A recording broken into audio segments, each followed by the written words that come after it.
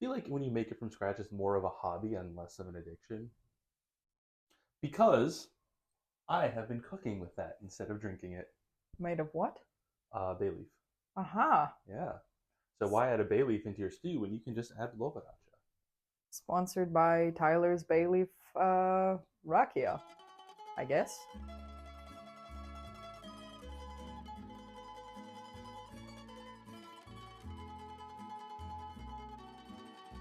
Hey everyone, welcome back to Chef Tyler's Creation Kitchen. Today we'll be making Teleći Rižot, or veal risotto. Veal risotto is one of those celebratory Dalmatian dishes, mainly because veal is quite expensive, so you really only make this on like a happy occasion. And today's happy occasion is it's Saturday and it's raining, and we need something to lift our spirits up. For context, it has not just been raining today, it has been pissing for days. Weeks even. I know. I got on the phone with my mom today and she was like, "You sound depressed." And I was like, "I haven't seen the sun. There's only so much vitamin D I can take." It's like the rain gods have decided to piss all over our parade. This is what kind of risotto? This is veal risotto. So we have our veal here. This is veal, in America you want chuck. Comes from the shoulder. You have a lot of connective tissue that will break down over a long period of cooking. And right now I have this in a piece, but we're going to want to cut this up into cubes about 1/2 inch to 3/4 of an inch in length. What's the difference between veal and beef? So veal is essentially a calf, so baby cow. I believe it cannot be more than a year old. Like lamb is to sheep, as veal is to beef. Texture-wise, like, does it taste different? Does it feel different? It's a lot more tender, but the taste is like generally like similar, just not as beefy. Not like lamb. Lamb has a very like lamby taste, and I definitely don't like lamb. I don't like lamb because it tastes like lamb. So I know what I said, and I meant it. Does mutton and lamb taste different? I've never eaten mutton. I've never eaten mutton either. I didn't realize that mutton was like when I was a kid, you'd always be like reading things about like people eating mutton, and I just thought it was this like thing that people in like ye olden times were eating, but no one does anymore. Now it's just sheep. Yeah, old sheep. Yeah, pieces about like this size. So Teleći Rižot is a kind of like everyday version of Skradinski Rižot, which is made in Skradin, that's the name. And it is a type of veal risotto that they cook for 12 hours. And it's a huge thing. It's like only done on like actual celebrations, so like weddings, communions, christenings, anything you could really think of that you want to celebrate. People in Skradin will make Skradinski Rižot, and they cook it for 12 hours. How? And I don't know. I've never actually had it, and I've no clue why you would ever want to cook veal for 12 hours, because veal is because it's younger, it doesn't have as much like connective tissue or fat on it, so you don't want to cook it so long. It's really easy to make veal dry and tough if you overcook it.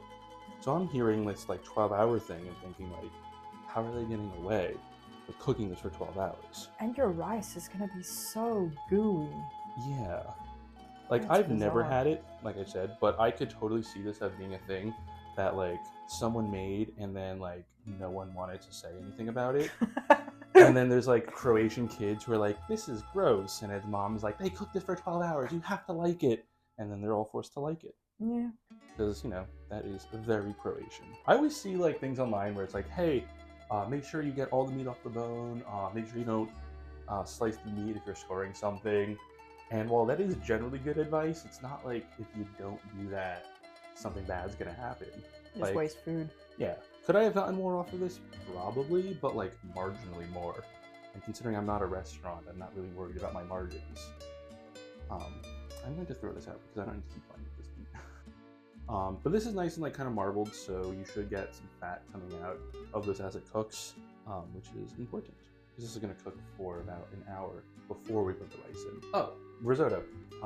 When it comes to risotto, you'll often see people like, you need to sit there and stir constantly, like for the 20 minutes it takes. And I'm going to tell you, you do not need to do that.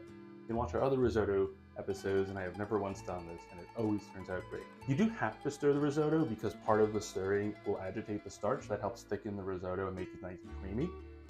But you don't need to be doing that constantly. I think that It's just to make sure that you don't let it burn on the bottom. Yeah, it won't burn. And the ladle by ladle thing too is so you make sure you add like the right amount of stock. I'm not going to do this ladle by ladle because you also don't have to, but I'm probably going to under add the stock at first because you really don't want to over add stock. We are using veal stock, which I made.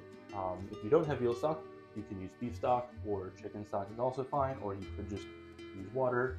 There are no rules. And also, if you have like chicken stock at home, just like you didn't make any store-bought it, use chicken stock over beef stock. The beef stock usually has like yeast added into it. We got to go over to the stove to start cooking. So here we are at the stove. I have my pan coming up to temperature and some olive oil that I bought from the store because I don't use good olive oil to cook with. That's a lie. I totally use the good olive oil to cook with. I actually managed to get more. I don't know how we got more. I don't know where it came from, but my dad showed up one day and was like, "We have more olive oil," and I went, "Yay!" Magic olive trees. Magic olive trees, yeah. Who needs a magic tree house when you have magic olive trees? But let's get back to the concept of veal, and we are going to brown our veal on all sides. Would you season before you put it in or no? You should. Am I going to? Nope, because this is Seth Tyler's Creation Kitchen and we hate flavor. I'm joking, I will totally just get some whatever salt and pepper onto this. I ask because I have been told in the past not to put salt on beef when you start cooking it because it puts all the water out. Mm-hmm. And then it boils your beef instead of browning it. So like ideally what you should do is like salt it like a little while earlier and then pat it dry. Then it'll be seasoned without getting sticky. Oh, when they they also say dry brining it, is it like that? Yeah, like a dry brine. We're gonna wait now like a couple minutes for this to brown on all sides. Once that's done, it'll be time to add in our onion. And once we're browned on all sides, we'll remove over to our side plates. And we have all this delicious fond here at the bottom. That's all the burnt on bits. That's gonna add flavor to our Rižot. Now you don't want the veal to have cooked all the way through. We're gonna put this back in and it'll simmer for about an hour before we even add the rice, so everything will get through. Does veal need to be cooked the whole way through like chicken, or is it more like beef that you can have it to a certain More point? like beef. Okay. But in this sense, it's gonna be cooked all the way through because there's no way we're gonna not be able to do it. Plus, with something like chuck, which will be a little bit tougher, you do want it to cook longer so it melts all the collagen. We'll go ahead and add in our onions. Maybe not a lot of onion, but that's fine. And salt. More salt. The water from the onions will help to start deglaze the pan. So we'll let this cook for about 5 minutes until it translucent. And now we'll go ahead and add the garlic. This only needs to go for about a minute until it's fragrant. And it's time for wine! Only your best. Only the Plastic best, bottle. yes. I was like looking at the wines in Cologne to buy today. And I was like, this is €5. Is it any good? Probably not. That will be... The wine is to deglaze. That wasn't obvious. And we'll use this to scrape off all the fond. It smells like wine. Yeah, but thank God we're cooking with it. Try to get that taste out of our mouth and put the veal and all the juices right back into our pan. All of the juices. And now we want to cover with our veal stock, which is still in the fridge. This is a big ass bowl of veal stock, and we're just gonna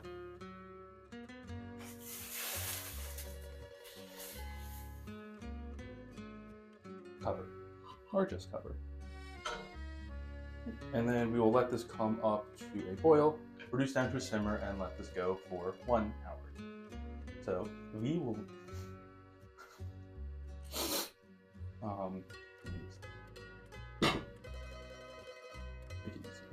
and so we'll be right back after a word from our sponsors. At risk of sounding stupid, how do you make veal stock? So when you make chicken stock or beef stock, instead of using chicken or beef bones, just use veal bones. It's literally as simple as that. Where do you get veal bones? My butcher. Do you prescribe to the notion that cooking wine should be good, like decent, like regular wine, or you can use cooking wine? Never use wine that is specifically used for cooking, because then that's going to have like salt, maybe some sugar, like other things in it, and that's going to affect the flavor. Affect the flavor in a way as in like you can't control the flavor. You don't want to use something you want to drink. I would say use something that is like you could drink it.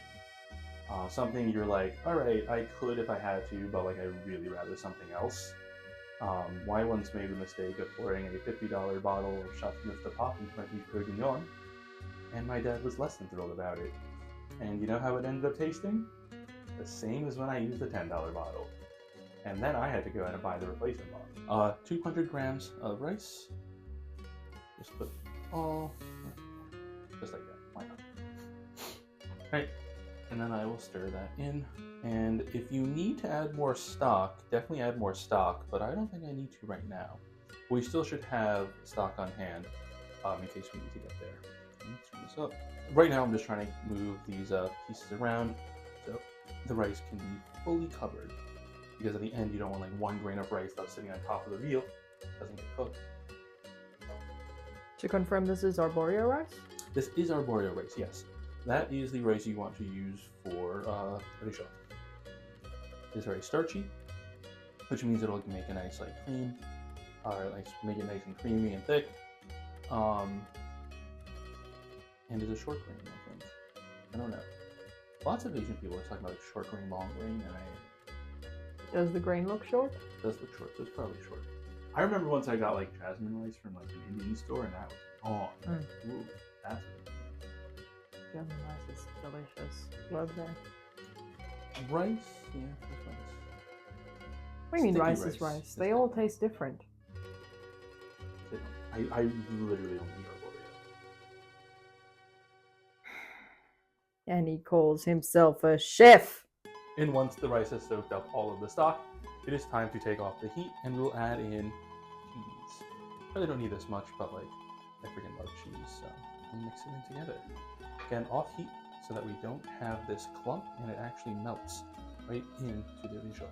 There's no such thing as too much cheese. Cue the James May video. Cheese. Cheese. Now some olive oil. This is like adding butter at the end, makes it nice and creamy.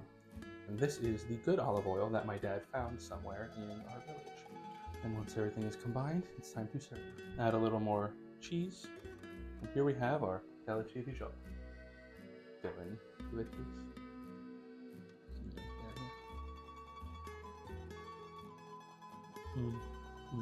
This is delicious. Like the veal, perfectly done, nice and tender. Basically melts in your mouth. The rice too, just a little bit al dente. And there's no such thing as too much cheese. This is great. You don't need a special occasion for this. Just any day you want to. Make this Rižot. Anyways, this was Teleći Rižot. If you liked what you saw, please hit like and subscribe. And as always, go by the deck.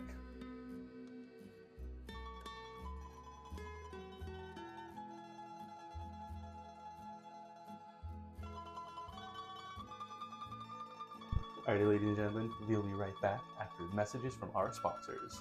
God, I wish. Somebody sponsor us!